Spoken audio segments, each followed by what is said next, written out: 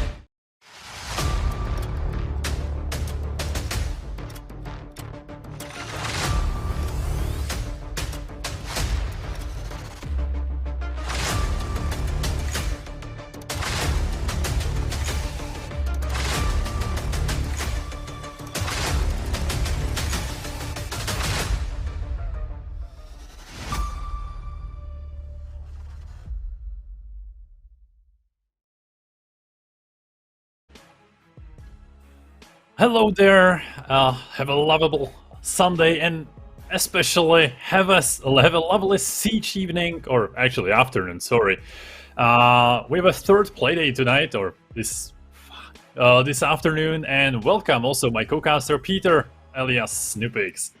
What's up, Danny? I'm glad to be here with you again for the next playdate. I'm glad to have you here because as you can see I will be a lot sloppy today, so I will need you to come to my rescue and actually help me a lot today, because I think I will do some dumb things otherwise. But let's move on from this. I hope I will not say as many actualities as before or as last week, but so far so good. So let's see how the teams stand in the standings. We can see that the first team is WiLD MultiGaming with 6 points after the first two playdays, which is kinda expected. Iliash Academia on the second place and Nice Gaming on the third. Actually the same points, the only difference is the round difference there. So to be fair, Czech and Slovak teams should start playing better, because the standings are actually kinda under the siege of Hungarian teams. What do you think about it, Peter? Well, it's really hard to tell. Only two playdays were played. I do believe that some teams are gonna pop up and get on the first places. For example, I expect Fady Gaming to actually be rocking somewhere around second or first place. The same goes for Dark Tigers. I expect a lot more from them. It was probably because they had the first few matches quite hard. So I expect the next matches to be actually more better for them, and I expect a lot more better results overall. Yeah, that is true. The first match that we are going to see is going to actually be with WiLD MultiGaming playing against Gunrunners, not Gunrunners, GLORE, sorry. So that might be actually another really fast match. Here we can see the roster of WiLD with Ghostig, Gory, Herky, Thrift, and Zox. Thrift showed us his skill, and also that he's a really nice guy to talk to. So yeah, we might get another showcase of their skill, because GLORE is not performing really well lately. They're sitting, I think, at the bottom of the table or of the standings. With Team Plague, so yeah, that's actually not looking good for them. Here we can see their roster with Foles, Kuro, Warmonger. Yeah, you can go on. I can't. yeah. Okay, we can see that Kubicek actually wants us to make it hard for us with his new nickname. He is now the Warmonger, but yeah, you can tell us something about these players, because you played against them a lot last year. So well, naturally, I guess I don't have really that much experience with these players, but the only pretty much exception is Varmy, under the name Warmod Angel. Pretty much good player. He used to play under the colors of Dark Tigers last season, unfortunately, he decided to left and joined Team GLORE on the last second, pretty much 1 or 2 weeks before the season started. So let's see how they're gonna play today. But when you mentioned about the scoreboard, where they're on the bottom of the leaderboards, well, it's the same thing goes for them because they had tough opponents at the first play day. On the first day, Yeah, I think they played against Ilash Academia or Nice Gaming, I'm not really sure. And yeah, they played second day had a Ilash Fady Gaming. Yeah, that's true. They played really strong opponents. So today it's not any easier for them, and we can see the bans. And I think we can actually start to rename this league to Oregon League, because this is going to be the 6th time we are going to see Oregon out of the 9 matches after this match will have been played. So that's... Come on, guys, you can do better. You can show us more maps. Like, I know you want us to probably specialize on Oregon, but we would love to see something else. But yeah, Oregon again, good map in general. I like to play it, I like to see it, but some diversity is always appreciated. So yeah, what can I say? The Oregon became the Dust 2 of Siege. That's true. It's really common, everyone wants to play it, it's pretty much narrow and straight, like we mentioned so many times here on the stream. Yeah, the map design is kind of interesting. It's narrow. It's I wouldn't say it's easy. It might not be complicated map. It's easy to navigate. That's what's easy about it. But there is so many angles and so many things you can think about and kind of create that. Yeah. We might see something new from the other matches. We will see what these teams will actually prepare on it. I think that WiLD MultiGaming played them. Yeah, WiLD MultiGaming played Oregon in the first playday against Dark Tigers and swept the floor with them 7-2. And the community prediction is actually... There we go. You can spam it. Well, 100%. That says a lot, actually. Is 100%. That's rough. That's rough for GLORE. I would give them at least, I don't know, like 10% chance that they can give us something, that they can show us that that spark of their talent. Would be nice. Yes, of course. Underdogs sometimes can bite, you know. That's true. Actually. We saw it in the first playday with the match Fady versus Gunrunners, where actually Fady got kind of carried away with too easy playstyle. They played a bit too much of a ranked against Gunrunners, and it went against them pretty well, pretty hard. But here we are in the game of WiLD against GLORE, and we are going to see what they will actually ban. I don't know, I expect pretty much the most default bans, Thatcher. 100%, I'm telling you. If not, it's gonna be Maverick. Yeah. And probably both. True. And I think I will put a tip jar next to me, and every time I say the A word, I will put a, I don't know, euro in it. Oh my god. Yeah, okay. There it is. Oh, I'm gonna start betting, I'm telling you. Yeah. You can. But Thatcher and Maverick bans are actually pretty standard. Maverick is actually, Oregon is one of the maps where Maverick is really strong because he can help a lot with especially with the attic take. That's one of the strongest positions. You can play him there, and also he can kind of be useful for the hatches in the basement. He makes it hard to actually play Kaid. So without him, I think we will see some Kaid play, unless he gets banned right now. That also can happen. But Mira ban also pretty standard. Yeah. I wanted to say, like, we will see if WiLD decided to keep Kaid or not. But they're on the defensive side, so it's pretty much really puts them in an advantage of keeping them. When you don't have a Maverick on the board, you can't really open, for example, meeting catch when you place the Kaid Claw on efficient spots. Either you just pray to be lucky that somehow it visual manages to get to side, or like, I don't know, you just have to dedicate push from the complete other side.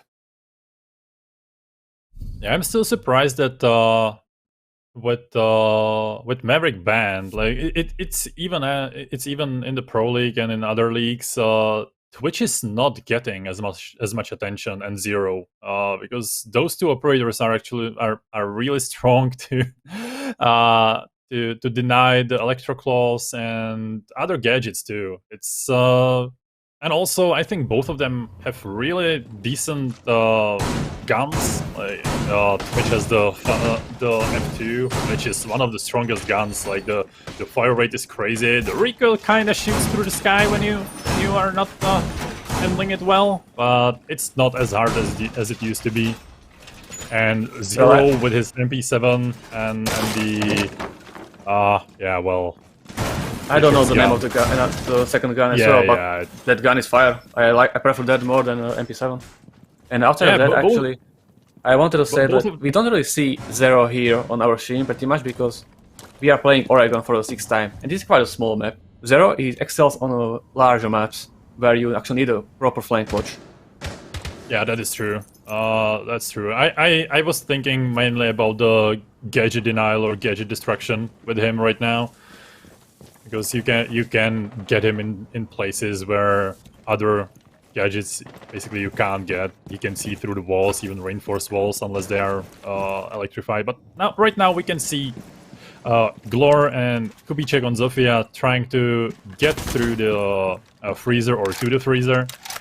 So we can see a like full-fledged push from all the sides all over the map. I think there was also a dedicated attic push, so they will try to do something. And actually, there is a first lit up of a smoke, which is a bit unfortunate because smoke might be needed in the late round. Kuro and his Thermite are opening the laundry hatch, which is the first of the angles, and they might actually want to go for the laundry take. Not, I don't know why I was talking about the attic take when we are in basement, but whatever. Never mind, who cares? Pretty much, it's really simple. Like, probably WiLD pretty much saw that no one is pulling from the blue, and they moved everything they had towards the laundry and freezer. And right now, like, they are losing their gunfight just. Yeah, Kubicek and Marion actually took the first two picks, but Ghostic took it wild and picked up both of the fraggers on the GLORE team and made it balanced. But Wormadon is actually there to kill the smoke, which are the smoke canisters off the board. I think he still had like at least one left. And there goes another pick from Kuro this time. And we are in the 1v3, and Wormadon finished Ghostic after his nice 2k actually, but didn't manage to pull the rest of the team with him. So first round goes to GLORE with a pretty nice way, to be fair. I have to admit, it was a nice attack that managed to show that they are well coordinated. I don't think that WiLD expected the laundry push that much. I think they were much more set up for the usual blue take and meeting take. Well, yeah, it looked a lot like that, but they moved some shields towards the main laundry hallway, towards facing the laundry double doors. But I don't really know what really happened. Like, it was all of a sudden it was a 5v3 situation. Like, the team GLORE, they managed to get the advantage. But then all of a sudden, the player on the vigil, they managed to even the things out. But I would say pretty much they got them off guard. They didn't probably expect like this gunpowder from them. Yeah, and maybe one of the reasons was that they managed to drone them pretty well, because we can see that they switched from smoke to mute. So they're probably aware that the GLORE droned them out pretty well. So right now they want to deny the information gathering and want to actually be a bit more safe and have more space to operate on the side, because we could see that they didn't even manage to rotate. They basically had no ways to rotate. Every flank or every angle was held by GLORE from the freezer or from the laundry. So it was interesting to see. Yeah, it's quite hard to play inside when the enemy is holding crossfires on every possible way you can. So Kubicek is already pushing deep. He's already in the near the kitchen. holding the angles there.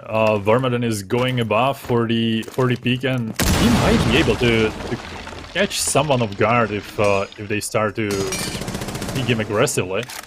But interesting thing I noticed before is that they didn't use Kite Claw for the meeting hatch. I think they used only. No, they Aruni actually Gate there. use it.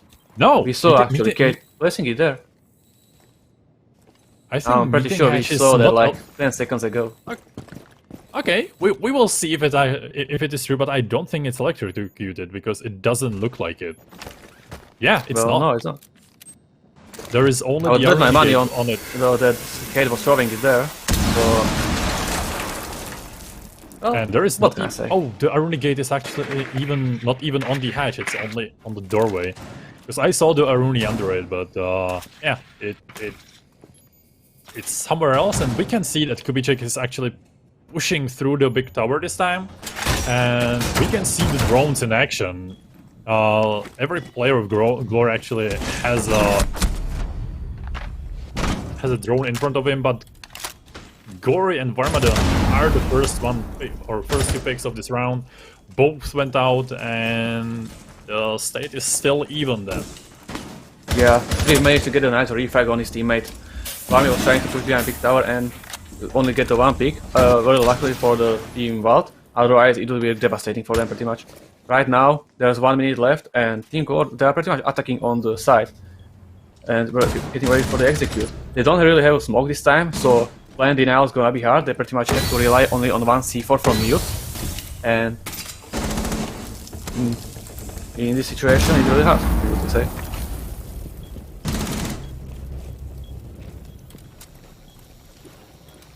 Hercule managed to get another kill, and let's go to C4 from the mute.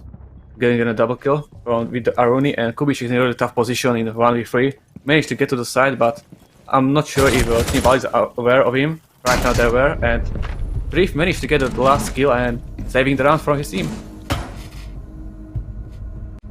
Yeah, it went sour for GLORE really fast. It was 3v3, then two good picks from WiLD managed to bring the round to their side. And even though it looked really well at the beginning for GLORE, they didn't manage to pull it up or pull it through the finishing line, at least in this round. And we will finally see another site, which is going to be Kids and Dorms, where finally we might see the attic push I was talking about in the first round. So yeah, and we can see also that they're bringing a lot of lots of annoying stuff, especially with the Melusi, that will be buzzing in your ears everywhere you move when you are in the range, of course. And the mute jammers will also not help much with gathering intel or pushing in, because unless they destroy it, they will have to push blind in. And the Maestro cams, we all know why they are called Evil Eyes, because they are really evil. Yeah, as you said, you're 100% correct. So far, it actually looks like pretty decent pick. Most of the team like to run the mute and the smoke gear for the wall denial, and we are probably gonna see Maestro impact tricking the closet wall. I would really like to see actually Team GLORE manage to do something about it. Just one player from the bottom is pretty much enough to deny it and kill the one player. It's pretty much freebie if you are good with timing, with the Heartbreacher, with the coordination. And it looks like Melusi already got shot from someone, but I'm not really sure how could that happen. Might have been her own. Oh, she doesn't have impact, and no impact is actually gone. So I think it might have been just a shot through the roof or through the floor. But there was nice placement for the Maestro bubble or Evil Eye on top of the white stairs, where the cam is watching the window below it and even the doorway towards the white stairs and freeze a corridor basically. It's a really nice placement for a flank watch and to deny anyone pushing, or not deny, but to alert players pushing. Yeah, that's Varmadon that's is correct. the first one to drop in this round, so Ash is off the board. which is kind of unfortunate. Her gadget is really good. I don't know how much of it managed to use. I think he used it just for the floor. So nothing really special, and Zofia is already pushing with the thermite on the big tower, so we will probably see them open the attic wall really swiftly. I'm kind of surprised that we don't see much of a Hibana play when Maverick is banned, because I like Ace. His gun is amazing, and we can see another pick. This time from Falls on Gory. I don't know where he actually picked him up. I guess it was from below, maybe. It was the Maestro holding it there, and we can see the Nomad in the armory corridor. So I think it was from the below actually. That must have been a really nice pick. And we can see WiLD playing a lot of a turtle strat. We don't see them roaming. We see them hunted down on the side mostly, which is, I don't know, kind of unexpected, because this was really interesting. The smoke got downed and still managed to activate the smoke canister, but nevertheless he's still downed, and Ghostic died trying to save him, and Herkill is down, dead. So Trip in 1v4 situation managed to take down Falls and his Nomad, but she is only downed. He's trying to confirm her with C4, but nothing happens. Marion is actually planting right now, and they are holding all the angles he can come in from. And I think it's going to be a really fast round. And as I said it, Kubicek finishes Trip with a nice swift pre-fire headshot. Another good round from GLORE. It was a really good round, very good execute. I have to believe that actually WiLD read them incorrectly, because they pretty much do the really narrow push. Two players were still underside. I don't know what they were trying to do there when the enemy team was pushing from the bedroom and attic. Pretty much, I think they might have hope for the C4DL from the bottom on the default spot, but that didn't happen. And in the end, it pretty much went for them. On the last first, I think it was 40 seconds. Reef was in 1v4 situation with SMG-11. It's a great gun, but it's not really suitable for this type of matches. Some players are capable of it, we know that, we saw that from some local players, and it's quite hard, I would say. But actually a really interesting thing, at the start round, they placed really nice mute jammers on the right side and left side of the main wall, and it takes actually really a long time for the GLORE to actually open the closet wall. Yeah, it is true. They took their time, but I don't think they even needed it. I'm not even sure if they managed to open it in the end. I think they just flooded it through the master bedroom, and the trophy just got in, fragged their way in, and that was what worked for them. Now we can see that WiLD. I know that in the end they actually opened it, because Ace actually got killed from the breach. I think it was Nomad from that round that actually had to went to classroom and destroyed the new jammers manually with his gun on blind. And that's how they opened pretty much the wall. Now we can see that WiLD finally goes for a bit of a roam.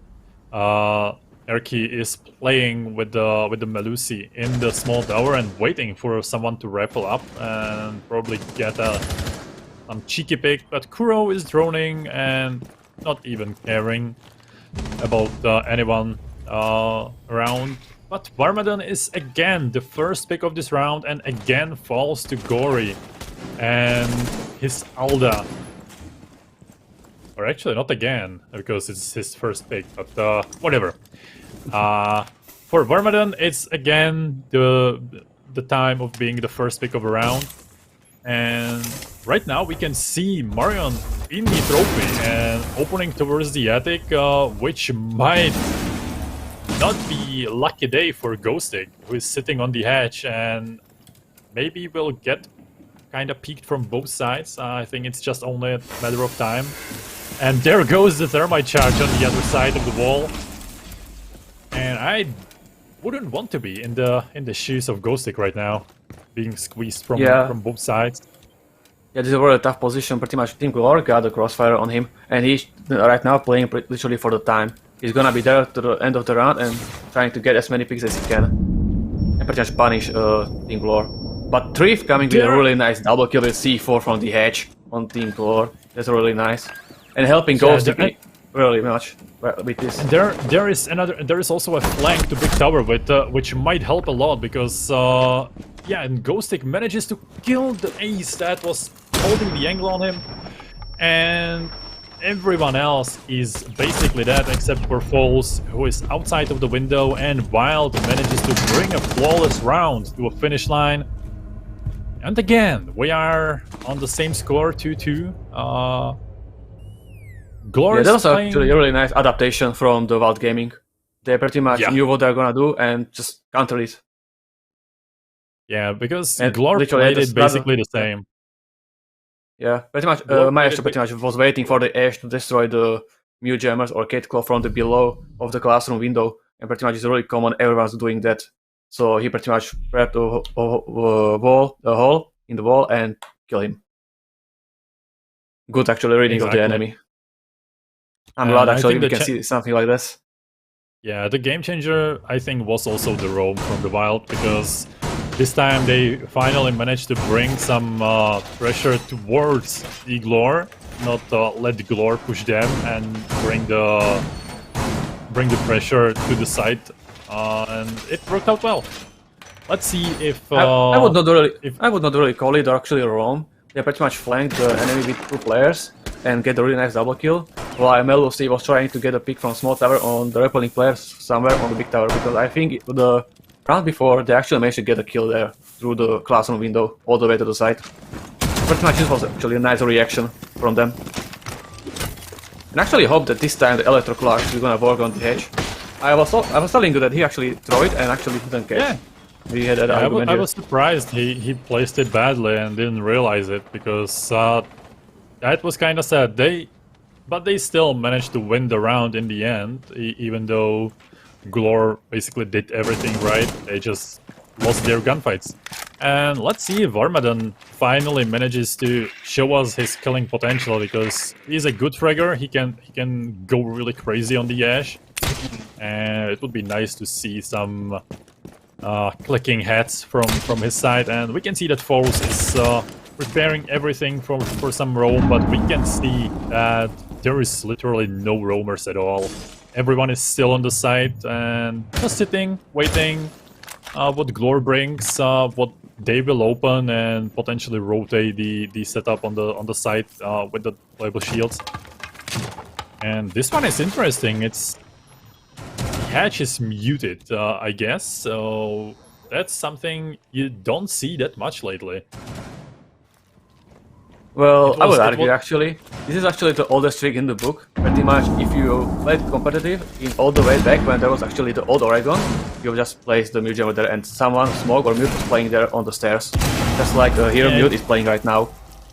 It used to be I remember that. It used to be on the table. Yeah, I think it used to be on the table, like further back in Laundry, because the hatch used to be a bit further back. Yeah. But since the Laundry hatch isn't as strong, it wasn't that needed. But we can see a nice push from Kubicek, who got a double kill. But Thrift on the other side is going crazy and manages to pick up 2 of his own. He is still getting pushed. All 3 players of GLORE, I think, are pushing through the Laundry. So this is going to be basically a full-fledged fight. He's trying to find the heads. He knows that someone is holding it from right and another one on the left. But we saw that, I think, the Thermite. It was the Thermite throw was going around, but Marion is getting down. But the Thermite still might say something of his own, and he is. But the C4 and the shotgun of Kaid are the 2 things that ruined this round for GLORE, which is kinda unfortunate because the flank from Kuro was actually really nice. I was hoping for him to get more than 1 kill, but even the 1 kill was something that could have helped GLORE to get this round. Yeah, this was actually a really good start of a round for Team GLORE.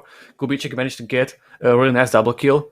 Team WiLD didn't really manage to get a refrag on the Mute from the Aruni. I don't know what the player was doing there. Pretty much, I would say it was a freebie, pretty much, but there was a lot of flashes, and you can't really pick into flash. Well, what can we say? Not everyone is a Ink player, so And then actually Triff managed to get a hold of for his team and managed to get a quick double kill in the freezer and pretty much even the round. And then the GLORE just had to rotate, then wait. And everything collapsed for them. So I would say well played for Team WiLD. But I have to admit, except for the one round that was flawless from the WiLD's part, all of the other rounds were pretty close. Even like GLORE taking the round or WiLD taking the round was usually just the difference of one player that managed to bring the round to the team he plays for. And right now we can see finally another side which is going to be meeting in kitchen with a quite extensive hold buff, which is I think expected because the vertical play on this side is really useful and helpful.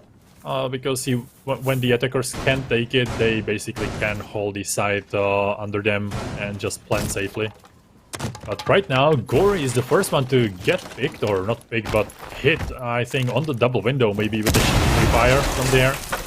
And Clash is currently holding the white stairs. So, yeah, we can see that WiLD is, again, hunkered down a bit and waiting, not pushing anything, not playing some aggressive peaks.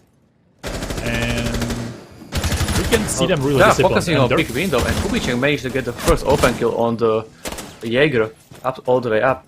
But I don't think he actually knows about GLORE, but he managed to get a double kill. And actually it took a Ghost Stick to actually refrag his teammates. And now they are in a 3v3 situation where Varmi is injured on the big window. I don't know what they're doing, they're focusing on big window and didn't hear Zofia pretty much casual walking into the side behind them. I'm not side, to pretty much generate room. It also might have been because of the clash that stomps a bit loud, and also when she zaps, it basically muffles everything. And Varmadon is finally back on his feet, so it's 4v3 for the GLORE. Trift on the clash got down by the Nomad charge, but he's back again and getting nasty with his zaps, I would call it. Because right now it's not looking really good for Varmadon, and he's 20 HP, and not even that. I think he's like on 15 right now, because only one small breath can kill him, and especially Clash can just zap him to death. Yeah, that's correct. We're getting in the last minute of the round, and we can see that Marion is actually starting to push from the other side. There is still one guy in the small tower. I'm not sure who it was. It was the Trift on the Clash. I didn't expect him to pull the gun, and he looks like to be toying with the enemies right now. He's just trying to bait them to shooting and trying to catch them off guard, but he's the one being caught, and he's down. Kubicek, or actually Varmadon, will finish the kill off. It's 2v4 from the side of WiLD, and they are holding the side from meeting. Smoke. It was a really nice shot from long angle with smoke. And right now, I want to say they were in 2v3 situation, but now they are in a 1v2 actually with the post plant, and now all of a sudden in 1v1. And I think Nomad will get the plant from this. It's unfortunate that he actually jumped around on the hedge. And you'll see if always managed to get it, but no. All of a sudden I was scared that actually he's gonna react to that, but well played by the smoke. He managed to play it smart. This was absolutely staggering clutch from the smoke and Zox. He managed to pull basically 1v4, I think, in there, and yeah, it was well played. 1v4 from him. That was one of the best smoke plays I think we've seen this season for sure, and probably like in some time. So yeah, I was just speechless when I saw it, because there was nothing to say that would actually make it better. He managed to land a long shot with the SMG-11, spray the sledge that was trying to flank from the white stairs. I think that the sledge, I don't know who it was on the GLORE side, but I think he might have overextended himself a bit too much. If he waited on the white stairs and played it a bit more safe, I think the round might have looked different. But still, amazing clutch from from the GLORE, not GLORE, from WiLD, and WiLD takes the defensive half of the match 4-2. Now it's time to show us their attack. Oregon is, by our stats, a bit defender-sided. It's like 60-40, I think, when I looked at these stats. Pretty much. So sounds up the match, I would say. Yeah, I think that's correct. Yeah, that's where I wanted to go further. That this match basically shows us this stat in live. And right now it's up to WiLD if they manage to bring the map to their hands, or if they will just continue boosting our stats, and we will see another 4-2 split. Yeah, we actually see a nice extension towards the trophy, Trophy and Armory, where actually Frost is playing, and it really looks like Team GLORE is ready for this match on Oregon. But what it looks like, this is a really unusual take from the basement. I haven't really seen this much over the scene. Pretty much Buck is pushing through the freezer. No one's pretty much holding cams until the last second, of course. Can't really beat that someone just passed by.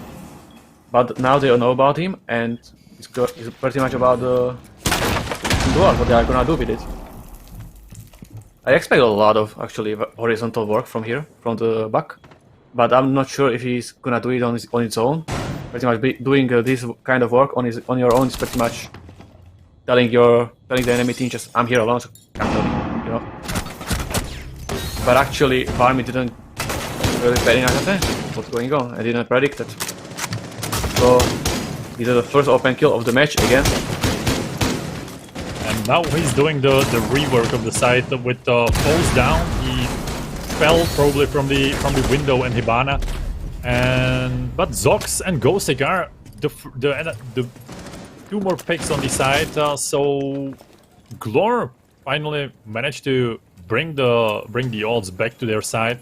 Marion on the shield in attic. I don't think that Thrift will try to push it, and if he does, I'm not sure that he has much of a chance to win this fight, because his shotgun on this range is deadly, and if Marin manages to hit the shots, there is nothing he can do with it.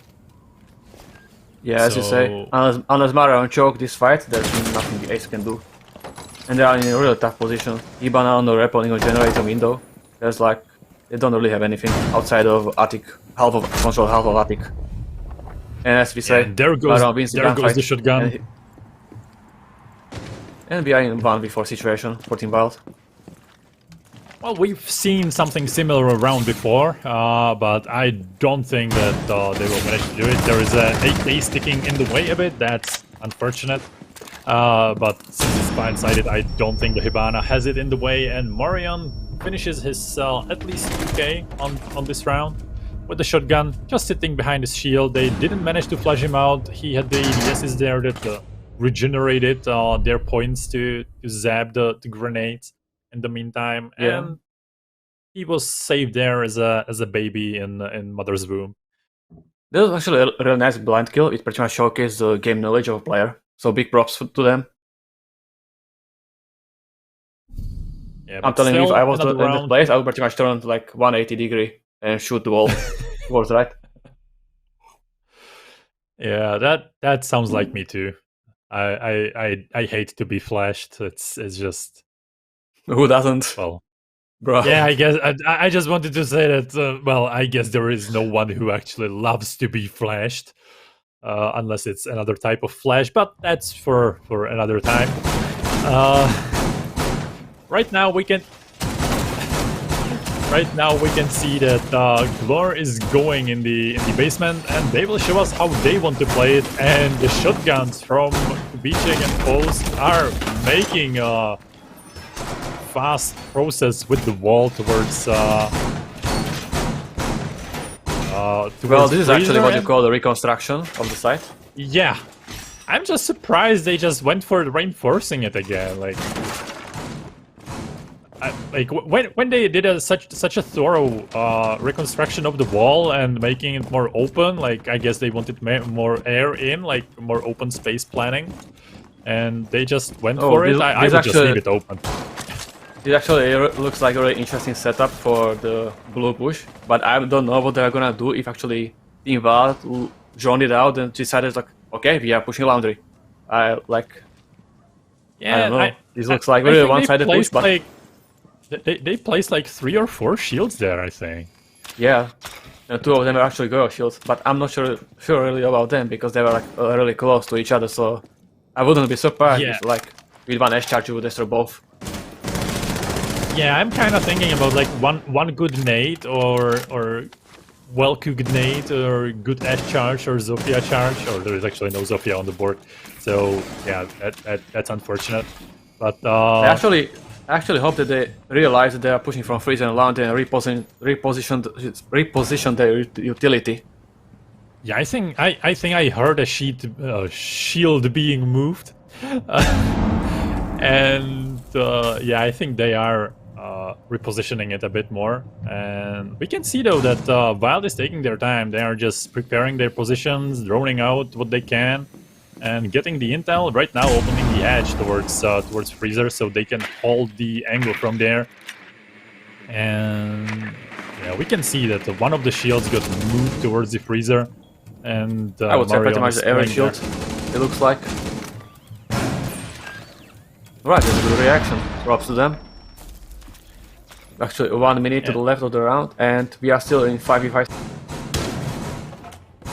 Yeah, but we also can Situation. see that the hatching meeting has been open, so that's something that might screw GLORE a bit over, because the meeting hatch is usually a strong position, and once you flash it, smoke it, and there goes the third kill from Varmadon. I don't know how he got it. I thought that the GLORE had the kill because he had his head in the sight, but no, it was the Jaeger that won the fight, but Foes and Kuro are the next one to fall, and WiLD is bringing the advantage to their side this time.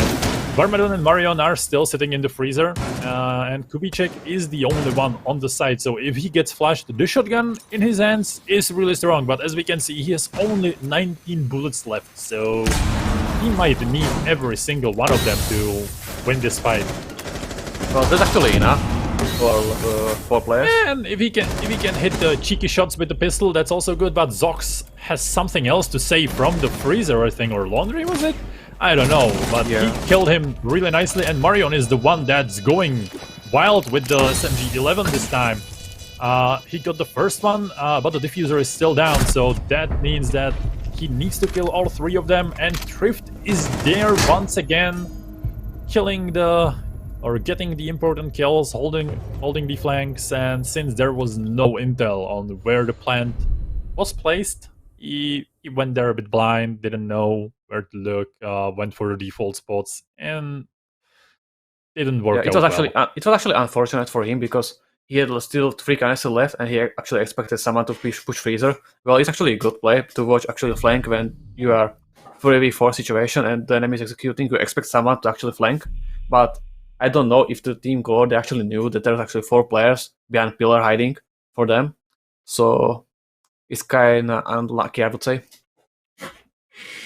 But there was actually good adaptation from Team WiLD from through whole round actually.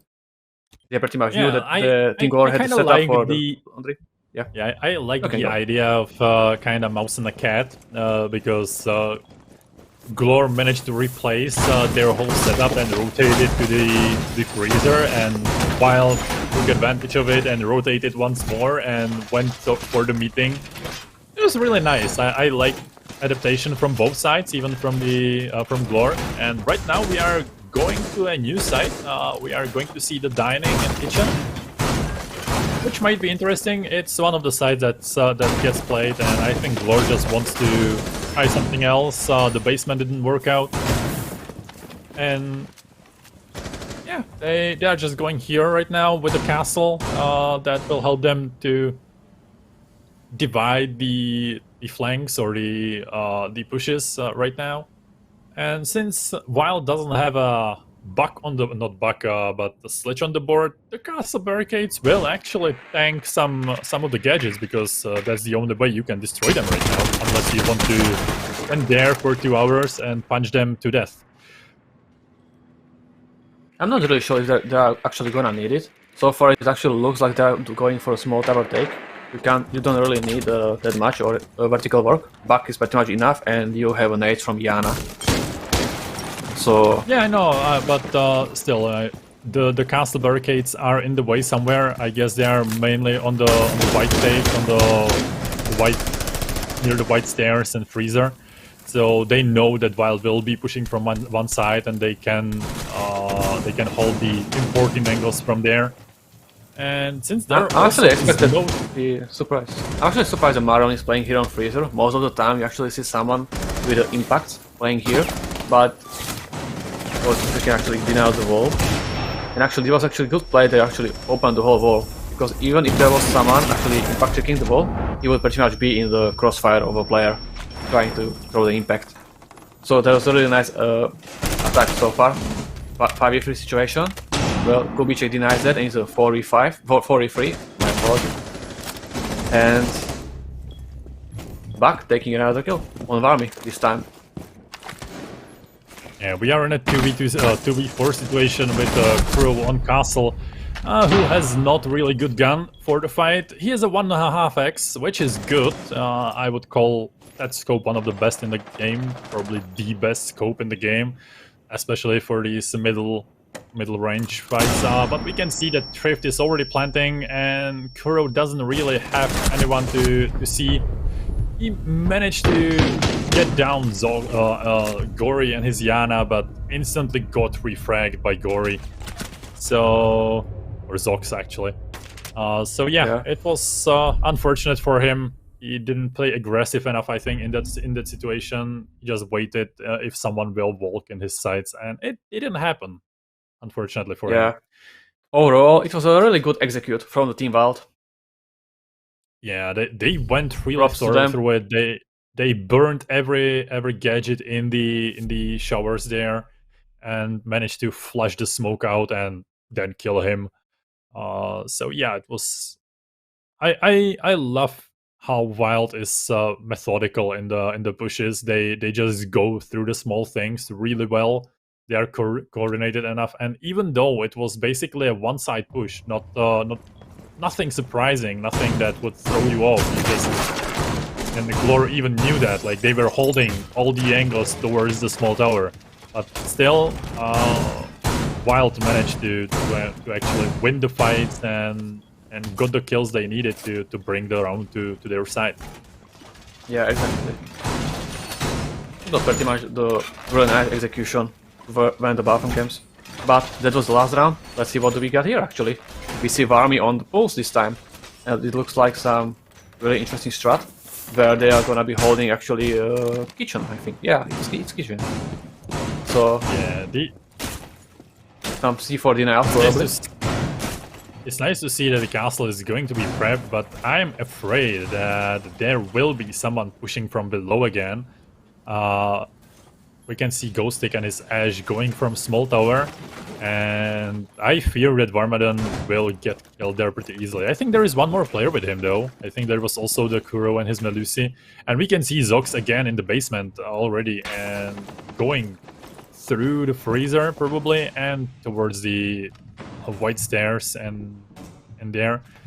He also sees that the hatch is open, which is something that wasn't there before, so that might slow him a bit. And Varmadon is looking down, and he knows that someone is below, and he might drop on him and get the kill, but unfortunately for him, he got maybe a bit too greedy, and Zox was too cautious. So in the end, it was just some missed shots. I actually wondered, Varmy spotted him with the scanner, but in the end, he actually reacted to him and got him, and actually stopped him from pushing forward. So right now they are in the tough position, but I don't think they know about Gory inside, in the kitchen, sorry. Pretty much both there. Oh my god. Well, if they didn't know about him until now, I think they see the shots there, and Varmadon is dead. That's unfortunate for them, because the pulse might have been really essential for the hold and for delaying the attack, but they delayed it for a minute and a half, which is long enough. The only problem is that Kuro can't really get out of there. He's getting pushed And right now we can see that he's running away with his life. Shots will probably not kill him, but he smartly managed to cut off his rotation and try to get him. But Kuro still manages to get away with his life and even kill the flanker, or the one that was holding the flank for him. So that was nice kill, but Gory will find one more with a nade on Kubicek and his Jaeger. So the strongest gun on the side of GLORE right now is gone from the board. Not only the gun of the Jaeger, but also the gun of Kubicek himself, because he has 12 kills in this game, which is a force to be reckoned. Yeah, that's a really nice performance from him. But right now, it feels like Team WiLD is in tough position. I don't really think they actually got any stuff to work with. Bug is still on the side and pretty much waiting for the Melusi to flank, but I think he realized that actually he pushed from the armory. 20 seconds left, and Drift is just right now pushing Attic, and I don't think even he is gonna push. There's still smoke with one canister left. 10 seconds to the end of the round, and it's pretty much gonna be to the end of the real quick gunfight. Gory managed to get the first pick on the smoke player, and I don't really sure what's gonna happen. Poor nice flank from the back, and getting double kill and denial to plant. So, well played for Team GLORE. Yeah, I actually wanted to say that there was a nice push from Gory in the side. The Yana just yeeted in with floor burning behind her. Managed to get the smoke, and it was really unfortunate that they didn't manage to kind of coordinate it a bit better with Thrift on the ace on the window, because they basically had control over the kits and they could have planted there. But unfortunately for them, the diffuser was elsewhere and they needed to plant because it was only, I think, like 2 seconds till the end of the round, and Kuro managed to bring the round to the GLORE side. So first match point is gone, and WiLD still has more chances. And we want to stress that there is no overtime, so if GLORE manages to get the 2 rounds, it's going to be a draw, which is nice. We haven't seen that yet. And yeah, this is gonna be actually a really viable point for them if they manage to get the draw. Yeah, it would be a really viable point, a really important point, and I would say that it would be a really big loss for WiLD this time, because GLORE, as we said, wasn't performing really well. They are showing us that they can play against the big players or big teams, which is really nice to see, because it might make this league a bit more interesting in the end. And right now, Varmadon with his Oryx is making a bit of a makeover of the top floor with some rotations. He can run through. I guess he opened also many hatches so he can jump above or up or down. But Ghostic and his Ash is already pushing in through the blue. He's already near pillar and managed to kill the Jaeger, probably on the pillar. And that's the first pick. Falls, and his bandit is also dead. He got naded really well. There goes also the Wamai. Not Wamai, but Vigil. And the game is over before we managed to blink. This was a clean sweep from WiLD that I think no one expected. They kind of soothed us in there, and this time they just rushed in, killed everyone, and took the win with it. Yeah, that's actually a really nice adaptation. I do believe they actually realized there were actually 2 players roaming, and with the quick open frag with Ash, they actually realized, oh wait guys, there's 2 on side, let's push them. And pretty much one, I think it was Bug that pretty much holds the flank of the roamer guys, so it was pretty easy for them. Well played. Yeah, it was a really nice game, I would say. I expected a match that would be like 7-1, but big props to Team GLORE. They actually managed to hold really good here. Yep. Okay, we have an interview ready, so we will go for that right now, and after that we will talk a bit more about the match itself and prepare for the next one. Hello there, Thrift. Welcome again, and congratulations again for a nice victory. That was actually not as decisive as the last time we saw you here. Did you got a bit surprised by GLORE and how they were prepared? Did they caught you off guard a bit? Because today we didn't see the machine that you were in the previous matches. Yeah, I think we underestimated GLORE a bit. That's my opinion. I don't know about the other teammates, but that's my personal feeling. And we lost a lot of rounds on kids, especially, and it was sad because it's pretty much easy to clear out. But you know, we won the game at the end, so I don't really care. Yeah, I think one of the turning points in this game was when you, or I think it was Zox who managed to clutch basically 1v4 on the smoke in the kitchen. Did it help you a lot to bring the game back to you? Like because before that it was kinda sloppy from your side, and after that you basically started clearing it a lot better. I think it also, from my point of view, it looked like it helped you to kind of perform a bit more. So what was your take on it? Like how did you saw the clutch, how it helped you?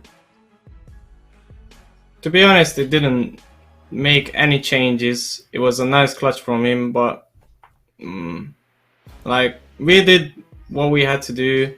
There's nothing changed because of that clutch, but it was a nice clutch from him. But yeah, that's it. Yeah, it will definitely be in the highlights. I'm not sure who you are playing next week. I think it will We be play might be PRG. Oh, okay, that might be interesting match. Do you want to tell something to your next opponent to scare them off a bit? No, we'll see them next week.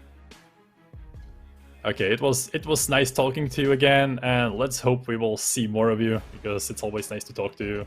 Have a Thank you nice for being rest of here. have a nice rest of the afternoon, and enjoy Easters. Yeah, you too. Peace. Bye bye. Bye bye. Well, those were some nice yeah. words from the three. Yeah, And what can we as say? always. They don't really need to scare anyone. Pretty much the name of WiLD is scary enough.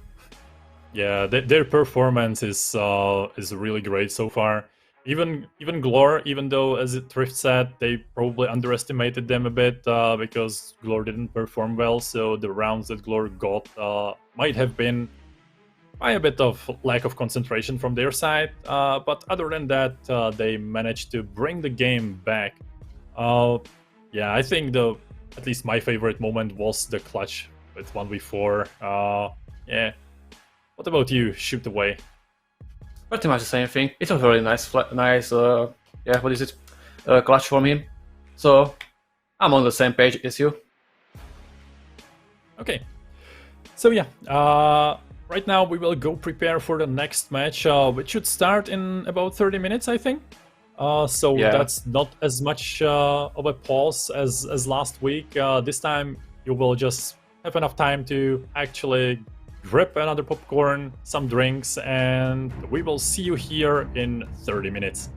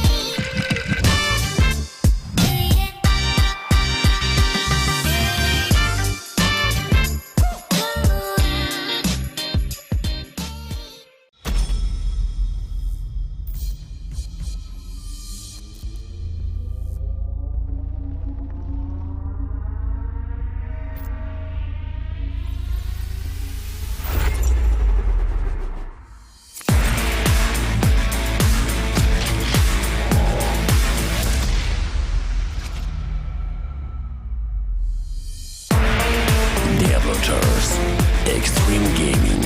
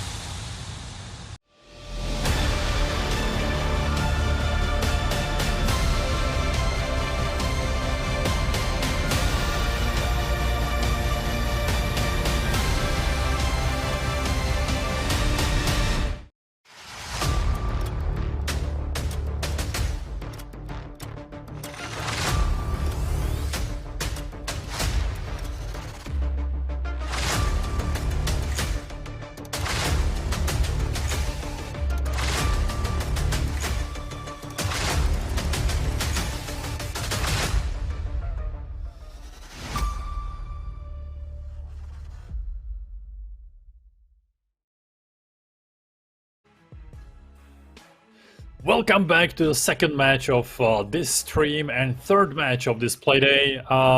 Welcome back, Peter. How did you feel the last 30 minutes? Good? Well, yeah, it was a nice relaxing time, I would say. Nothing, nothing yeah. spectacular, and I'm really excited for the next match that's coming right now here.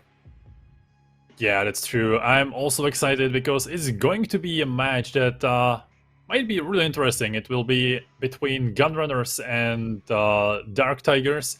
So two teams that are actually standing next to each other in the scoreboard. And here we can see the roster of Dark Tigers with Frol, Ego, Fake Shaco, Ragnar, and Tomikov. All these players are well known in here. There is nothing to say much about them. They will show us their skills, I think, in the match itself. They got a bit unlucky in the first two matches because they played against strong opponents in the they played WiLD Gaming, I think it was, and Nice Gaming. Those were the two matches they played. Or let me just check it to be correct. Yeah, both was correct. And here we can see the Gunrunners with the squad of Berkinson, Chapik, Mates, Zemiak, and Žilka. Your old teammates and good friends. So yeah, we might see again the frost mats all over the place and crazy frost plays as we did before. So yeah, that's actually expected. Yeah. I do expect actually a really equal match here. I do know, like, it's not like I know the players, I do every single player know each other there in these two rosters. Especially, for example, Ragnar, he's gonna be facing his ex-teammates as well. Namely Žilka and Zemiak. So, I'm excited. Yeah, a bit of a nice rivalry there. It might spice the things off a bit. Even maybe in the chat, we will see if actually something spicy will drop in chat. We will try to translate it for you. But yeah, here we can see really good story building, you know. Yeah, that's true. And here we can see the map bands. And once again, we are going to be on Oregon. Yeah. The Dust 2 of Siege. Yeah, we talked about it. I don't. You don't pretty much have to say anything. It's just we had our pre-match for this one, and now we will see another one with, I guess, a bit different strats, because I think none of these teams is as passive in defense as WiLD Gaming was before. And here we also can see the community prediction that actually goes pretty highly for Dark Tigers, but that might be thanks to their a bit more active community. And Gunrunners, they don't have that much of a fan base here, so not yet. They need to bring the fans to them right now. Well, I don't know about that. I think the chat is pretty live here. Yeah, I'm not looking at it right now, but oh my god, so many spams, so many dogs, and Sherry's. Jesus Christ. Yeah, well, someone is going to have dogs and cherries, I guess. But but let's get back to the match itself. I think it's going to be a lot closer than the prediction that the voters showed us. I wouldn't even be mad if we see something like a draw, because I think these two teams might get us the full-fledged 12-round 6-6 match, or 7-5 or 5-7. So yeah. Yeah, the draw is definitely possible right now here, but I will be disappointed if he actually ends up in the draw. It's always better when there's actually a clear winner of the match. Of course, and it also means more points in the scoreboard for one or the other team. And let's see what the bans will show us. Thatcher, same as before. I wouldn't be surprised if Maverick would be there again. And there he goes. I guess Mira might be the same, and the Wamai €5 on Frost. I'm telling you. We will see. Oh, there it goes. So no more Then you just owe me €5. Euro, sorry. Okay. After the lockdown, I will give them to. Or one beer with kebab or something like that. I don't know. that's it sounds a bit better, maybe a bit more like social life, you know. Yeah. But yeah, the frost ban might be a bit of a target ban, just a little bit, but still, I'm it's not a saying nice one. anything. I don't think there's a player to play Frost. I don't know. Do you know? Yeah, anyone? no, who could it be? No one. Like, who Well, would I'm play gonna be honest Frost? with you. It actually might be a mistake because now the gate is open and Gunrunners they're on the defending side. So opening hatches is not really a viable option right now here. So let's see if there's Yeah, gonna bite them in the butt. You know. we will see. It's either way, it's going to be really interesting to see Zemiak playing something else than the Frost. But to be fair, Alibi is pretty dangerous too. I like her prismas. I love to place them in spots where you basically force the enemies to shoot them and get the intel that they are there, and also get the pinks and hoard the points. And also, her gun is amazing. Like the SMG is just a laser beam. You can shoot the heads with it so easily. Well, yeah, And- it's actually laser beam, but I don't like that damage is pretty low. It pretty much feels like you are shooting fear at the enemy. But if you manage to get a quick headshot, it's what for you. Yeah, like to be fair, Alibi and like my KD on Alibi is probably the highest of all operators on there. On her, I play just crazy with her. I just run around, eat around the map, and click the heads.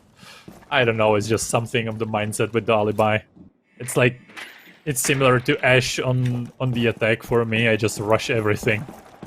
But let's get back to the match itself. Right now we can see that DDD or Dark Tigers are trying to get to the freezer. They might try to check if someone is playing or anyone is playing above, but I don't think there is.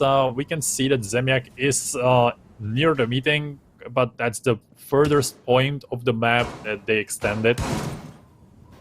And he might get some cheeky flank with it though, if he doesn't get droned, or yeah, he did. So now they know he's playing there, and we might see them trying to force him. But he is the one who finds the head, and there it is. You just click the heads, just like that. Yeah, So that was a really nice Flectrico is headshot on down. Hibana. Yeah, Quite Flectrico aggressive is play. down, Most, yeah. and Quite with aggressive one play. Most of the heartbreak. players would actually fall down to the side, but no, Zemiak went for the kill and for the aggressive roam. And right now, he's pretty much holding Dark Tigers by the neck. They can't really open stuff. Oh, that was a really nice wallbang from Throw. Almost killing the lit a Alibi. lot. Yeah. Yeah. The AK bit him really hard through the wall, and now they are just trying to push him anywhere, and I don't think Zemiak will be able to get away from there, but he gets away at least with one more kill and headshot on the Thrall this time. And if he gets lucky, he actually gets a third one. Okay, Zemiak is just going crazy no matter what you put in his hand. It can be Frost, it can be Alibi. He almost got another one on Tomikov. And it's 4v2. Zhilka is on 10 HP probably, but Ego is also lit like a Christmas tree, and Tomikov barely on half HP. This will be really hard with no hard breach on board right now, only with one nade, one claymore that is not really useful, because like, why would you need a claymore right now when all are hunkered down on the side and no one will flank you? Ego actually gets the Zhilka on the Kaid with a sliver of HP. There goes a C4. Unfortunately, no one got hit there. So 3v2. Mates found the Tomikov with another headshot, and there goes even Ego with the last SMG 11 kill from Berkinson. So Yeah. that was a nice round, and especially beautiful individual play from Zemiak above. Yeah, nice aggressive roam. But here we can actually see that it's not about the operator, it's more about the player. So, yeah, banning Frost might not be the option if you are facing players that can shoot anything at you and get kills. Yeah, Zemiak just showed us that he can kill with anything. You can give him pencil and he will kill you with it as easily as with anything else. And right now, I think they will need to concentrate a bit more. I mean, Dark Tigers, they will need to concentrate a bit more on the roam clear. Because they underestimated the Ash there, or not Ash, the Alibi there, and it basically lost them the round because they lost both hard breaches there. I was kind of surprised that they tried to push him there, or try to force him out of the kitchen, that they went for him. In their place, I would just use the claymores I have and hold my flanks, place a flank drone, and try just let him be there. It's a Zemiak, you don't want to kill him, well, you can't most of the time, so... Well, the main problem here was that actually Zemiak wasn't in a like 1v3 situation. He pretty much just took a 3 1v1s, and that pretty much puts him pretty much in the advantage. Pretty much, it was like mistake on the part of Dark Tigers. They pretty much need to group up at least 2-on-1. So yeah, not much to say. I like this spot from Mates, who was playing it there on the same spot last time we saw them playing Oregon. Last time he was playing it with the Melusi there, and managed to get a kill from the flank, I remember. But there goes Eco and his nade kill on Chapik, and that's Melusi of board. But her gadgets are gone, and Mates managed to almost kill Ego back, so that was almost a good refrag. He even shot the claymore that was placed there by Tomikov and his Ash. And Ego gets back, try to get Mates, but he's already gone, man. He just yeeted off back to side, back to safety. He lit you up like a Christmas tree. I say it a lot, I know, but whatever. And DTG is now the team that need to make the next step, because right now Gunrunners are just waiting for them with open arms and waiting what they will bring right now. Even with mental disadvantage, they're pretty much still holding everything. Dark Tigers have like 1.5 minutes left and they haven't taken anything.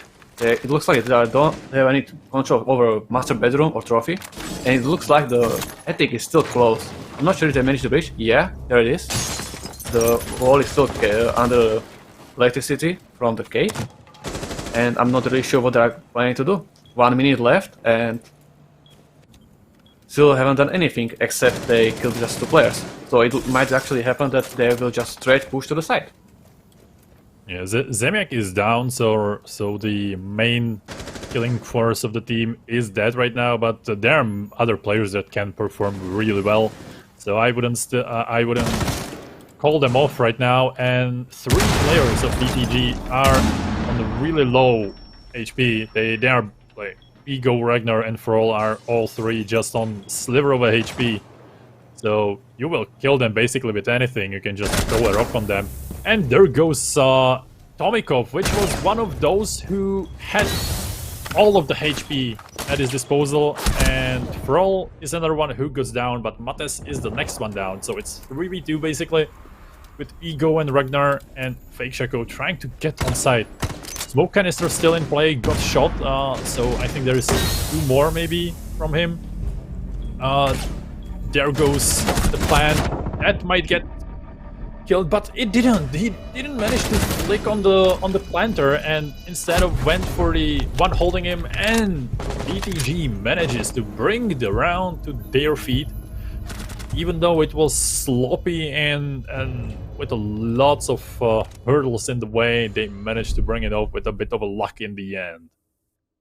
Yeah, that's unfortunate. For a moment, I thought that Zilka's gonna take the double kill, or at least injuring the planting player, but no, it went towards their side. And actually, Dark Tiger managed to get the hold of the advantage they had.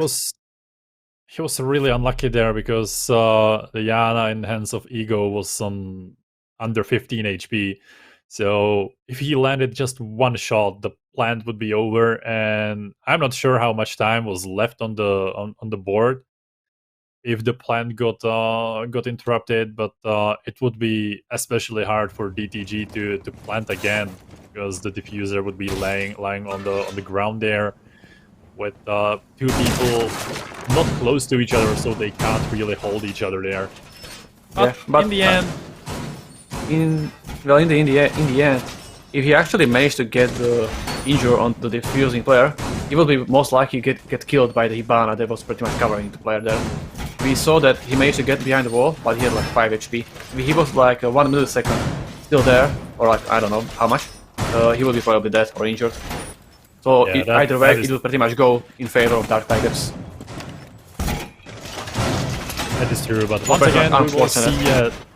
We will see a top floor hold with Zemiak under it this time. Not when he was playing basement, he was above. Now he is under.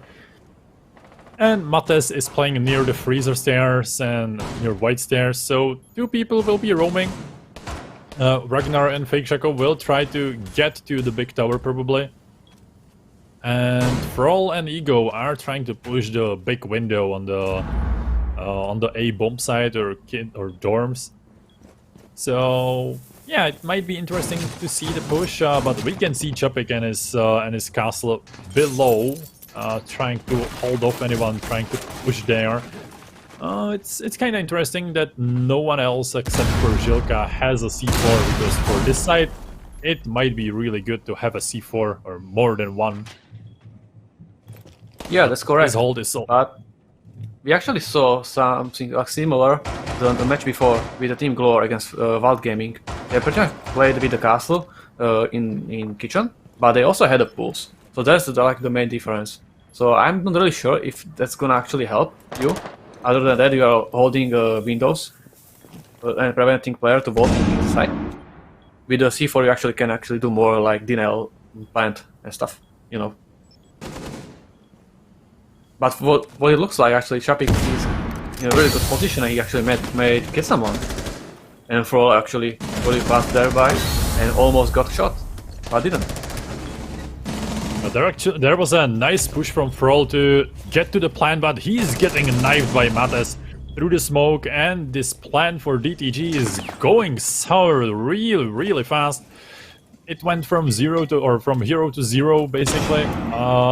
3 players are dropped down, only Zilka is down from the Gunrunner side, and we are in a strong position for Gunrunners now because they have smoke canisters, they have Alibi still alive, flanking from the armory stairs, and 2 players basically right between the Gunrunners lines. Tomikov is sitting in the master bedroom, rotated towards the. He's in the bedroom right now, in the dorms, but the vaulting Ego, or I think it was the vaulting player, got shot from below. Still Chapik holding it, the hole there. Tomiko finds the head of Berkinson. That's the 1 kill, but shoots Alibi Prisma. That reveals his position. Now he will be an easy target. He tries to go for the plant with 10 seconds on the board left, and I think he needs to find the kills because they will just wait him out, and that's all he can do. He manages to find Chapik and now needs to go for the plant. Zemiak is the last man standing for the Gunrunners, and he knows where probably the player will be and finds the final kill.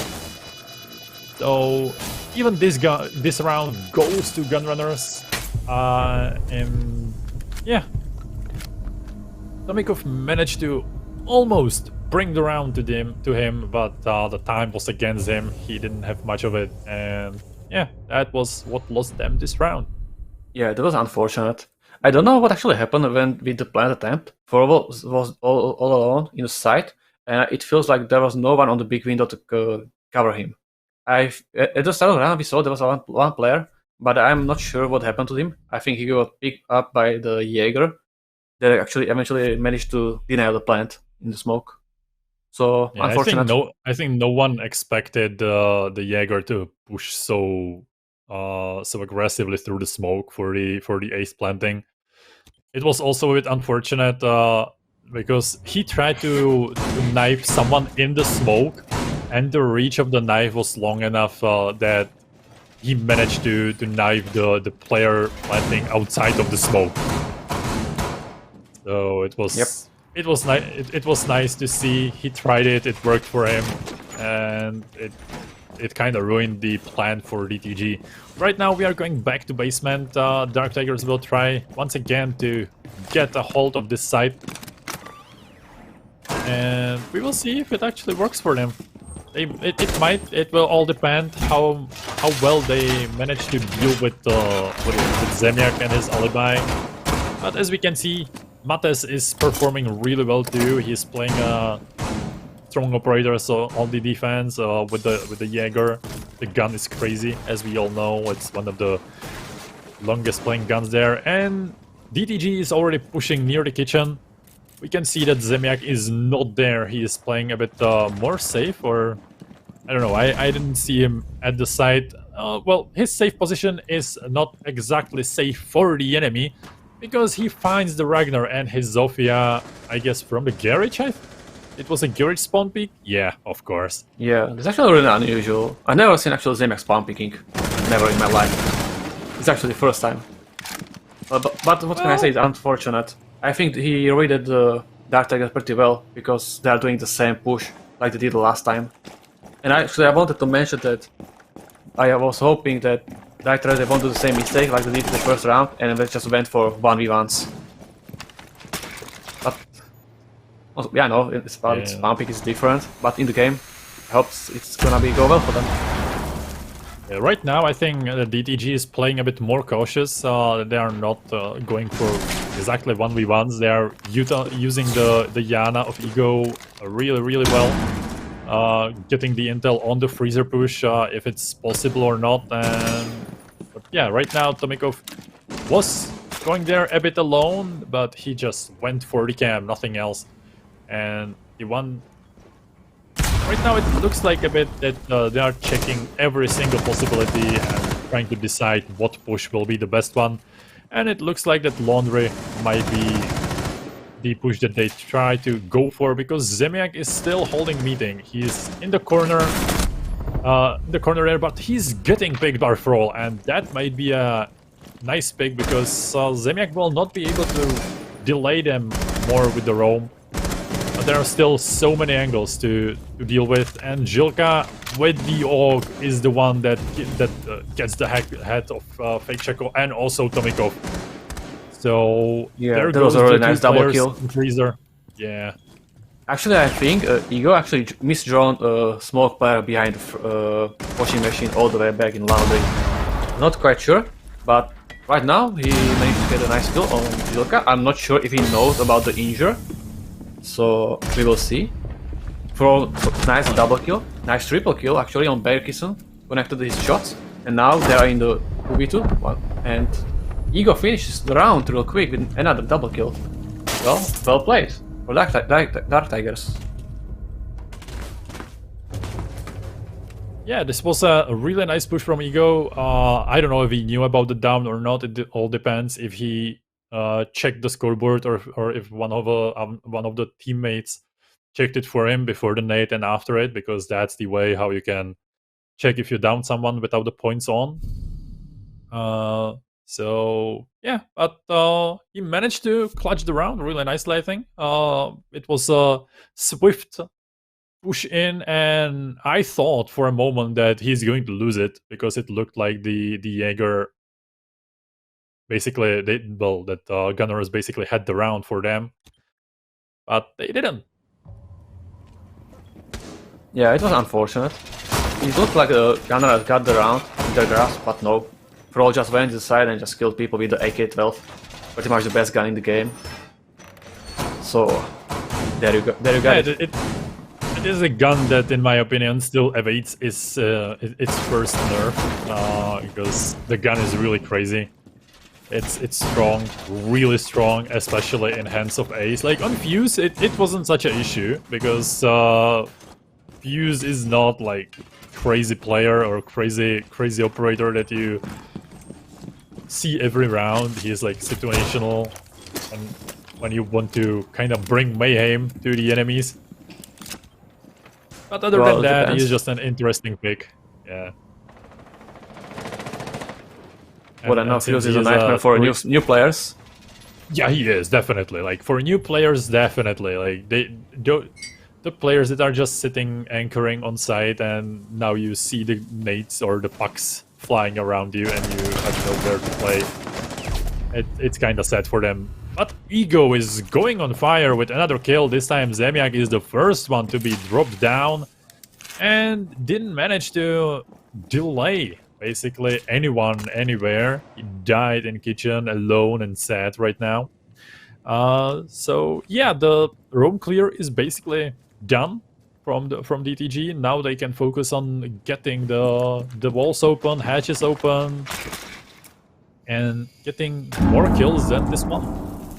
Yeah, as you say. But for a moment, I was scared like what's gonna happen because we saw on the third-person perspective that there were actually two players around in the small tower. One was watching the shower corridor, and the other one, I think he was on the drone, but not really sure what was Ego doing. But he managed to get a really nice wallbang on Zemiak there, so props to him, and managed to get a big advantage for his team. Yeah, it definitely makes them a bit more safe in terms of the flanks. Right now, I'm surprised that Zilka is still lying down in the basically breached wall that got breached right next to his head, and even didn't manage to get any hit, like any damage from the breach round. So that's something. But right now, he's getting lit by someone probably in the freezer when he tried to rotate through the site. And the Fake Sheko and Tomikov are pushing through blue, which is one of the defaultest pushes. But I don't think they know about the Jaeger that's sitting in the corner there, which means Jaeger might get a nice double kill if they are not safe there. There goes the first one. Almost the second one. But really didn't pretty much expect another one. Oh, there goes the double kill. He got back for the shield and he finishes the killing there. It's all in the hands of Kroll now with a 1v4 and 30 HP, which is not much. And I don't think even the best gun in the game in terms of DPS is going to help him here much unless he hits nice clean 4 headshots.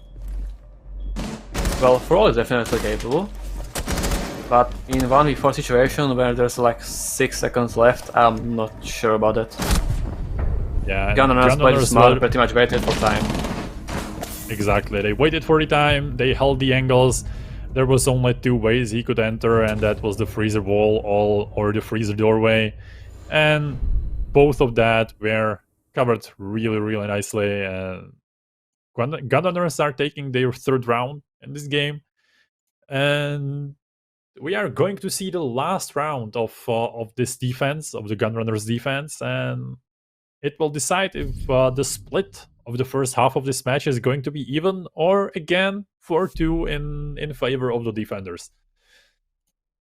We are going for the kids and dorms, and we can see that Zemiak is bringing the fire. That's well, the Lord himself. Well, I didn't see that coming. Me neither. But let's be honest, the combination of Tachanka and Smoke is scary.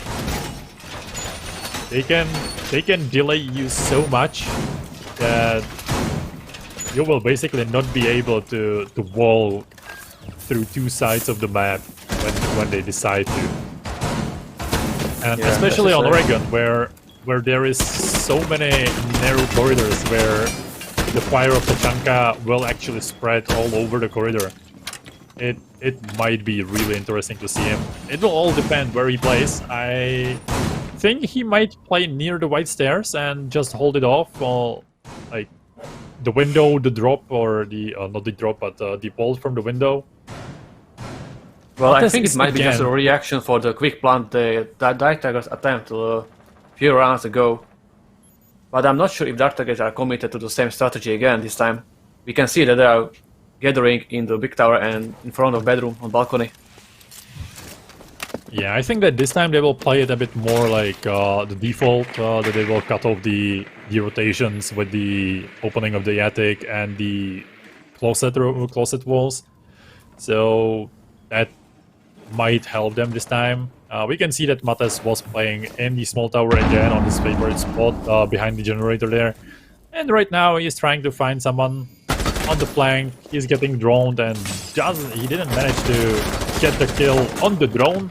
Not even on the edge behind the window, and he's getting droned all over the place. So right now he's being hunted a bit, but it doesn't look like DTG is really committed to hunting him down. They want to continue with the side take, where Zemiak is with his LMG that can rip through walls as easily as through players.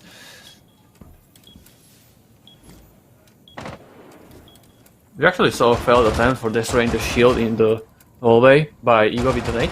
Unfortunately, the nade pretty much got stuck somewhere on the bed. I'm not really sure where, but it actually helps the Gunrunners quite a lot of holding the site.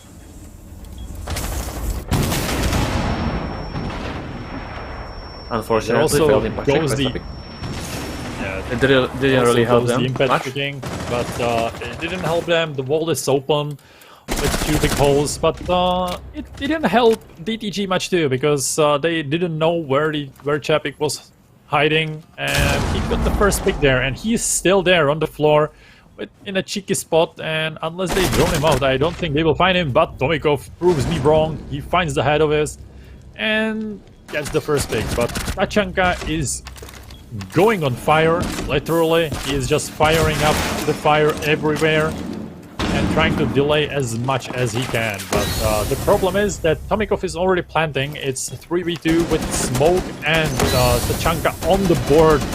The plant is down. Tomikov got lit maybe by the smoke canister a bit. Berkinson finishes him off with the SMG-11, a nice headshot, but there are still 2 players, Berkinson and Zemiak, and they are, well, I mean, FakeShako and Ragnar, and they are holding the diffuser really well. They're just waiting for them to try to push for the denial of the plan. Berkinson got lit really well and finished by FakeShako and his Vana. Well, and nice push from Ragnar to finish it off.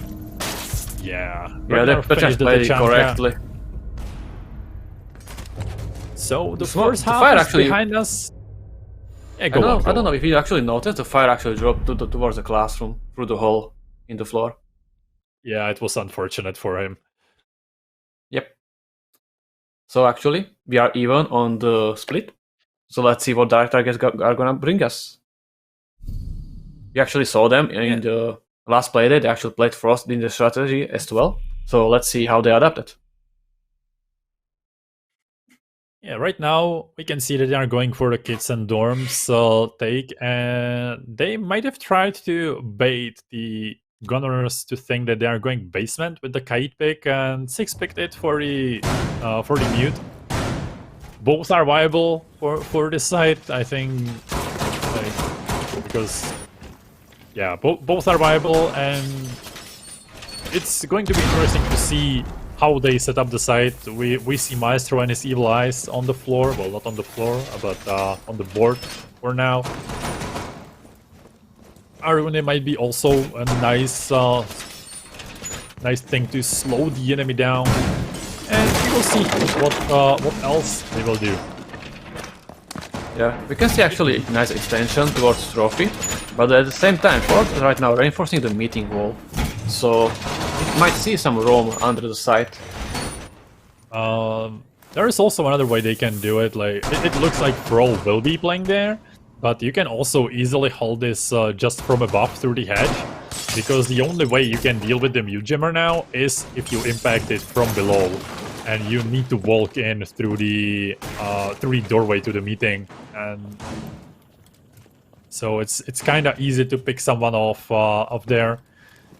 You can try to do it from the corridor, but you still need to get really close to the doorway, and usually you can see the player doing it from the edge above. But right now, it's a bit of a slow take. We can see the Aruna gate on the balcony towards the master bedroom, and Goyo with a shield on the other side of the doorway. I can actually see that Ragnar are committing towards the meeting, but it's really unfortunate that Ragnar didn't actually see the Ash coming under his crosshair. I don't know if it was just about the perspective or resolution, but quite unfortunate. He could have saved his teammate there. Yeah, it is true. I think the barbed wire obstructed his view a bit, and he didn't see the movement behind it. It's also a bit dark there. in the corner, so it really might have been that. But in the end, it was 1v1, and let's be honest, I think Ash is the... Like, DTG won this fight because Mates and his 9 kills is a force that being off board is really nice for DTG. And I don't want to say that Thrall isn't a good player, but the main strength of Aruni is in her gadget, not in her gun. The gun is nice, but the Aruni gates can... Yeah, it is decent. It's just not the best gun in the world, and the Aruni gates will continue to help the teammates even after Aruni is dead. You can't say the same about edge charges that are just lying on the ground there, not even used. Yes, as you say. I'm not really sure right now if Gunrunners managed to open the attic. But what can I say? Zapping managed to get an injury on Ragnar, and Berkinson managed to finish him off with a shield that GLORE actually plays in the attic. So, props to them, and they are now in a favorable position. And we can see that 2 players are in attic or next to it. They might try to push in through the armory window. Berkinson is there trying to find someone. But Fake Shaco and his Alda are the ones that take the fight, and Ego and his shotgun finds 2 people with Berkinson and Jilka. And Chapik has the only option with 4 seconds. Go for the plant or find both players. He found one with a nice headshot, but Ego is the last man standing with a shotgun in hand. He's trying to find the player, and he finds him in the end with a nice triple K with the shotgun of the SAS.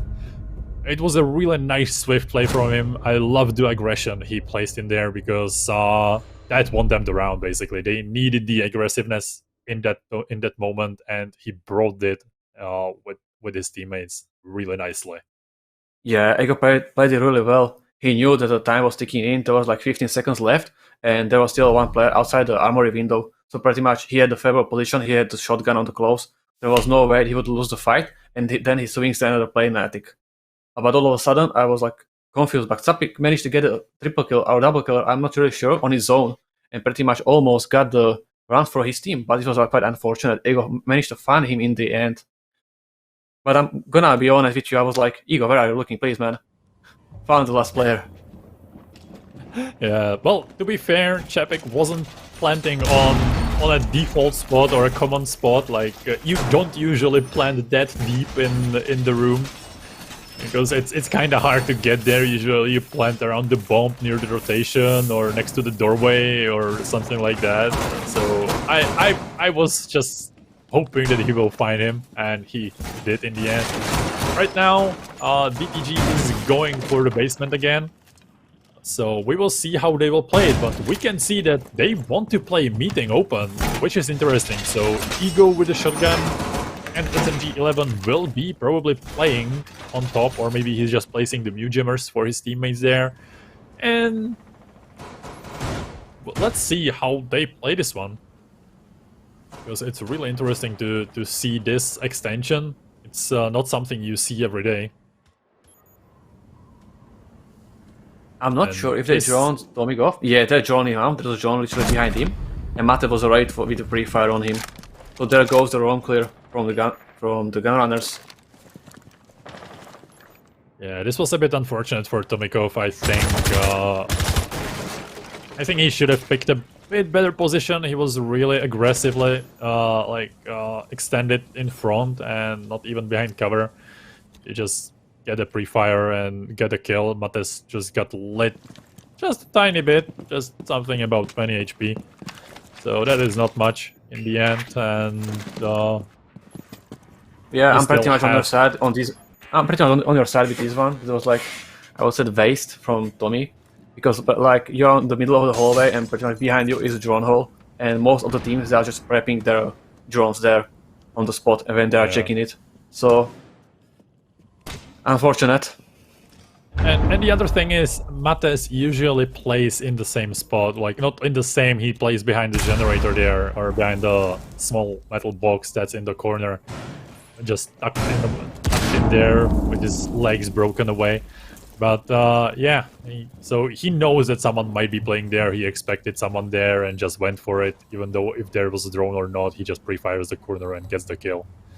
So, and that's C4 from the board, and also a player from the board. So not good for DTG for now. And we will see how Gunrunners manage to get this round. We can see that Berkinson was clearing above. They probably dropped from there, even though someone was playing there. And Aruni is the next one that gets down. Zilka found her with a nice swift headshot. And I don't think this is really going well for DTG. Their extended hold is kinda folding like a house of cards. And that's not good. Matas is already in the freezer. He got slapped in the shotgun by the shotgun of Ego. So that's at least one kill from the board, but we can see another one in the freezer and one in the laundry. He's getting pinched, and it will matter if he's gonna get held from behind. The shield is gone, but he moves to the freezer, and it might actually help him right now because I don't think they know he rotated in the freezer. It's 2v2. Zilka is actually down, so it's 2v1, and Ragnar finishes the job with a nice kill on Berkinson. So in the end, it all worked out well for DTG, even though it might have been a bit lucky. I'm not sure who downed the Hibana in the freezer, to be fair. I think it was actually a Maestro from the default rotation in Laundry. I'm not really sure about it, but there was the player one playing. Either it was Maestro or Jaeger.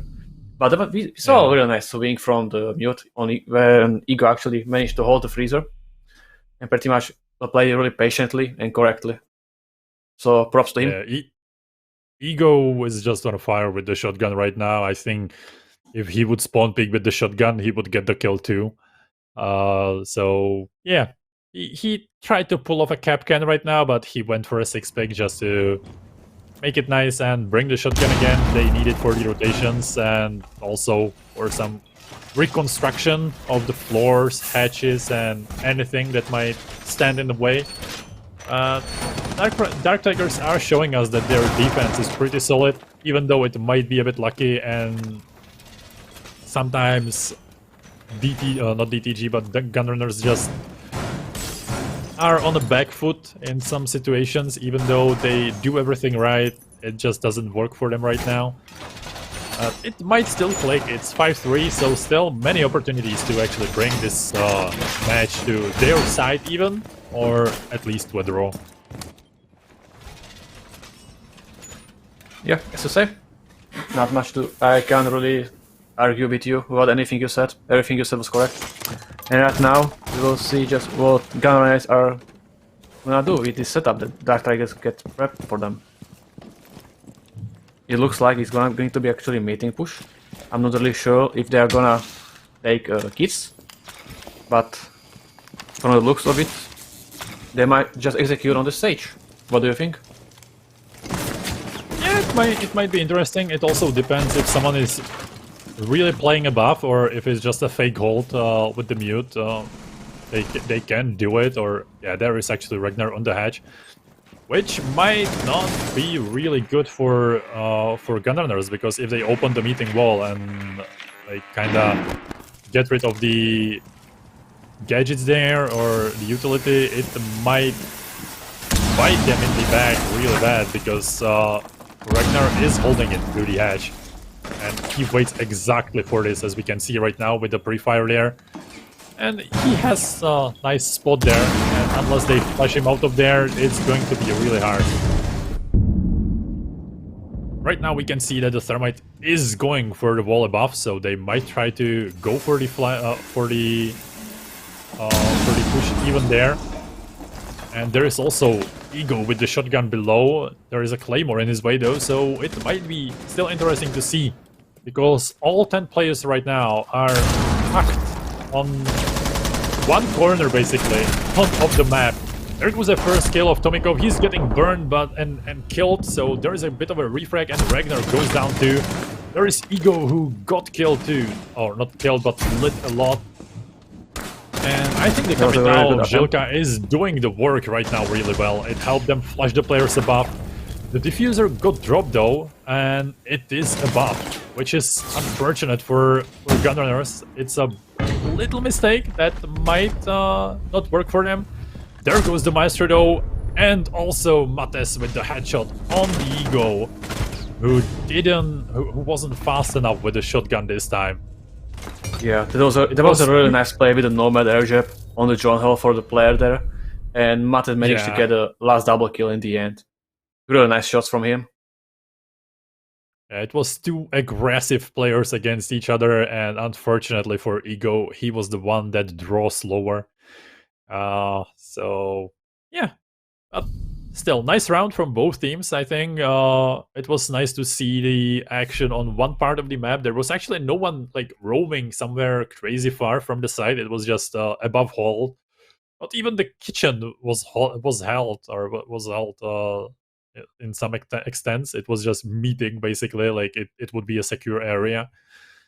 And right now we are going to the top floor again, I think. Yeah. So Yes, that's correct. Let's see what it is. For the actor, this side actually was open after the 3 rounds, so we'll see what they're gonna bring. So far, it actually looks like the same setup, or maybe not. They actually opened the closet wall and made a rotation, so they actually might do some later. But I'm not really sure about the rotation on the right side, because you can pretty much see the player there from the big window. I'm not really a big fan of that. What's your opinion about that? Well, it depends how much they want to play it, like the extent. If they want to play it kinda extended in the way that they are literally in the bedroom, I think it might be good, because it means that you might get the help from there, and if the rotation would be on the left side, you can't really rotate through the closet.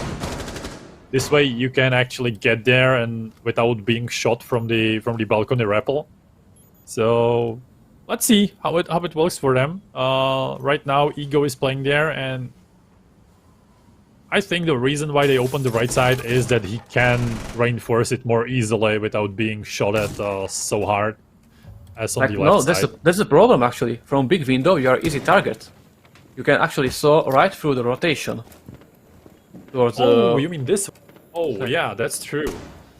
So it all depends if they decide to go for the big window. Right now, I don't think there is anyone going there, actually. Yeah, it looks like... I saw Berkison there, but he rotated away. So that's good actually for them. And we can see the Fro playing in meeting again. Probably wasting some time together with Ragnar. They actually holding really nice crossfire. All they need to do pretty much take good care of Mates this time, so that he won't cross.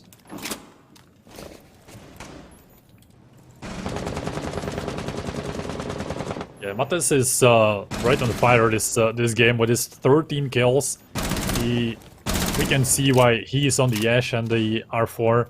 So this time, still a nice standoff, and there actually almost was a nice headshot from Frol, but he didn't manage to land the last one on Zemiak. And his Nomad right now is on about 40 HP, which is going to be interesting to see in the late round. We can also see that the attic wall is also half open towards the armory and master bedroom. And the attic wall, like the main wall, is already open, so we will see how they manage to hold this side of the round of the map, because Mates and Chapik are there and they want to push the attic. Unfortunately, as missed the S charge on the shield. I don't know how that actually happened, but managed to get Ragnar a favorable position, still behind the shield. He can play there in attic. Yeah, there's also nice push or try from Mates, and he almost got Ragnar to the ground, but he's still on like 5 HP. And he might be an easy target. He actually is, because Chapik got him, but Komikov easily refragged him with a Vector and a headshot. And it's 3v3 with a nice try from Ego, but he got slapped this time by Žilka. And this means that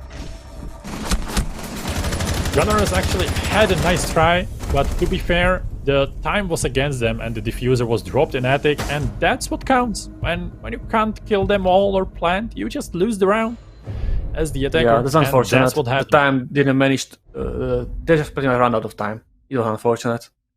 Pretty much, Yeah. I would say the pro with Aruni managed to did a good job for his team, wasting so much time, and in the end, it pretty much was for them. Yeah, it is true. And also Tomikov basically with the headshot on the Chapik, who had the diffuser in the attic. Also quite a decisive spot, or quite a turning point of this round, because until then it was, I think, in the hands of Gunrunners, and from there on it was a kind of lost cause, because they literally had no time to get for the diffuser. Right now we are going back for the basement and for the match point. Interesting rotation in the freezer, I think, because usually you open the other side of the wall, but we can see that they placed a shield there, so they want to play there a bit more aggressive, I think, and maybe hold the freezer a bit more. Well, I think this is the same strategy that the Dark Target were playing the last match they actually played. I'm not sure who it was. I think it was against the Nice Gaming. Right now, they are pretty much gonna be counting on the plan denial with Echo and Ella. Last time, we actually saw Ella playing in a small room on the side, and she was pretty much throwing concussion grenades on the default position. And that way, she just stunned the player planting in the corner. Yeah, right now we can see a nice position from Ego, who is above the stairs, or on the stairs itself.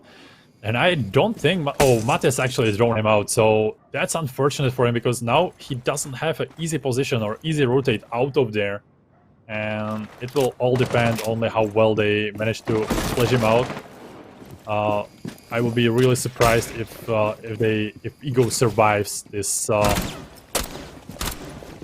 fight, but he might try to delay them as long as he can. That's also a viable option. They're trying to drone him out like crazy. Yeah, that's pretty much the only thing he can do right now. Pretty much delay the push, but he's not in the position that he can actually do something meaningful. He can't really help his teammate, he's only just wasting time. And it's up to Gunrunners on how much time they actually want to waste on him. And actually ballsy play by Ego, he managed to rotate between the tower and the kids. And we can see that Mates was really slow to react to that. Well, rappelling is not the fastest movement you can do. So Ego managed to get away with his life really nicely. Right now Mates just switched his position and is trying to get hold of the roaming Mozzie, who is on the other side of the map. He's somewhere near armor. Yeah, we can see that he's in the trophy and trying to get away with his life once more. And I don't think this time it's a position that will be fortunate for him, because they're just trying to flash him, but he gets Mates as the best fragger on the Gunrunner side, and he has one more player against him. But Zemiak finishes him off with a headshot, but he managed to squeeze 2 minutes out of them. Right now, they're finally free to move with the... Really good play actually by him. Wasting 2 minutes actually a big time. And also getting a kill on the pretty much top fragger of the Team Gunrunners. Yeah, and also huge utility destruction for the from the Ash taken, because that's like why you bring Ash. Right now we can see a lot of gunfights, and Fake Shaco is trying to catch someone off guard. Frol with the Jaeger tried to push too, but unfortunately the guy or the enemy there wasn't playing extended. He was just reloading behind the cover. And we can see Chapik on a sliver of HP, same for Zemiak, and 13 seconds till the end. There goes almost a headshot on the troll, but he is the one that takes the head. And Jilka actually managed to pull off a double kill. And his Hibana is the last man standing, but let's be honest, DTG played this round like a champ, because they wasted so much time, especially Ego and his Mozzie wasted so much time for the enemy that they didn't have much of it for the final execute. Yeah, Ego did an amazing work there for the last round. And even managed to be a top fragger for his team. So props to him, well played. He It was actually a deserves really the good match. MVP of Yeah. this match from me at least, because his plays were really insane. I love the aggression where it needed, and also the decision that, yeah, I'm kind of stuck here. I have to rotate, and he managed to get out with a nice rotation to the big window and away, and even take another minute with it. It was really nice to see, and it's nice to see players playing with their brain and not only with the gun.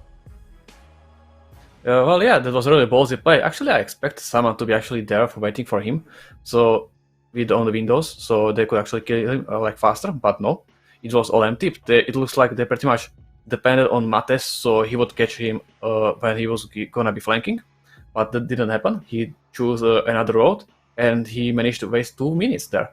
It was really good from him. Yeah, at the beginning, it looked like they will go 2-on-1 there for him, but I think Birkinson on the Zofia went away and kind of, yeah, they just decided, Mates, you will be the one holding and responsible for this guy, and it kind of worked well for DTG, not so well for Gunrunners. And yeah, But either way, it was well, a good game, I would say. yeah, in my opinion, one of the best ones we've seen, because it was really close. Every round was really close, I think. Like, there was no flawless rounds. Every time we saw gunfights all over the place, and both teams played really well, really nice strategies, and especially from DTG, I love to see something different from the side of their defense, because they went for some not so default things, especially the hold of the basement with the extension to the meeting. Well, I would argue about that. A lot of teams actually extend towards the meeting. Some teams even towards attic with open hatches there. You are pretty much connected towards the side, and you can rotate really well. But Yeah, either way, it is not. it was Yeah. good, very good. They know what they are doing. Their strategies are on the point. So most of the time, at least. Yeah. Right. Right now we are waiting for the interview, so we can still talk about the match itself, about our opinions on it. Yeah. To be fair, I don't know what more to say, because the match was really expressive on its own. Like, there was so many things to see, and yeah. Well, this match had the potential to actually end up with a draw. Well, we didn't actually see. Dark Target managed to hold their ground and managed to take the win. A lot of actually nice plays. Ego had a lot of moments. It wasn't just the last round. He managed to get a really nice double kills throughout the whole game. We saw him on mute when they were defending kids. Nice wings with shotguns and everywhere. Even on attack with Thrall, they managed to clutch. I think it was like 2v4, where Thrall actually managed to get a triple kill, and Ego managed to finish the last 2 players. So pretty much they turned the round in their favor. Yeah, it is true. Ego was, in my opinion, the true MVP of this match, because he did something in almost every round, and you can say something similar about Mates, because his impact on the game was similar in terms of kills, but not in terms of the output of the kills. Like, his kills were more of a trying to claw his back, or claw the way of the Gunrunners back on, like, back on the scoreboard, just to get the rounds. But Ego was actually creating the decisive moments and bringing the rounds to the finish. To be fair, Gunrunners were also a bit unlucky a lot of the time. They did everything right, and then came just the Ego who slapped them with the shotgun in the face. Yeah, So, that's correct. yeah. But on the other hand, Zemek had really nice moments at the start of the match. His first triple kill at the first round on defense with Alibi, that was really great. Very nice shots. You don't really see that often. He pretty much was punished the Dark Target for their mistaking, so not clearing with together. So pretty much when I told you about this, they just went one by one at him. That's true. The aggressiveness of Zemek was also very nice to see. Again, he is the type of a player. He plays like it. He likes it. But I think DTG managed to work around it really well. They just kind of... when they found out that they can't kill him, like in the first 2 rounds, basically, they just decided to kind of leave him be, just let him play his game. We can go around you. We don't need to kill you if we don't need to, and they kind of gave him what he didn't want to. The kind of 2v1s, because he needed to push in them, not let the DTG to push in him or in the position where he was playing. So in the end, it didn't work out so well for him. I think DTG was really prepared for his approach, or managed to improvise really well on Go there.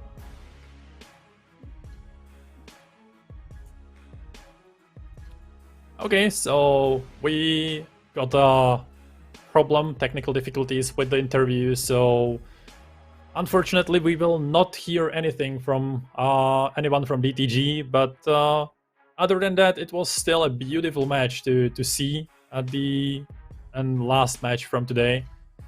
So yeah, have a lovely evening this time. And, we hope we will see you next week for the next play day. Thank you for watching, guys. And happy Easters.